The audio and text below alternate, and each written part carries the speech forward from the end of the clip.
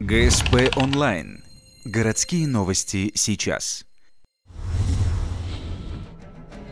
В декабре в дежурную часть полиции города Ухты поступил звонок от обеспокоенной жительницы поселка Югер. В соседней квартире раздавались женские крики. Как позже выяснилось, к девушке, хозяйке квартиры, пришел ее бывший молодой человек для выяснения отношений. Прибывшие на место сотрудники полиции пытались успокоить гражданина Азербайджана, но он оказал сопротивление и ударил одного из полицейских в лицо.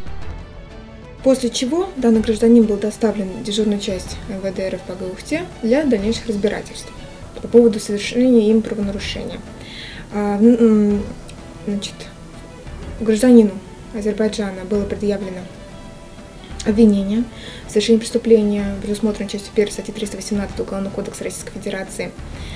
В настоящее время уголовное дело направлено прокурору для утверждения обвинительного заключения и дальнейшее направление дела в суд. В данный момент правонарушителю запрещено уезжать из города. На него заведено дело по статье 318 части 1. Ему грозит штраф в размере 200 000 рублей или лишение свободы сроком до 6 лет.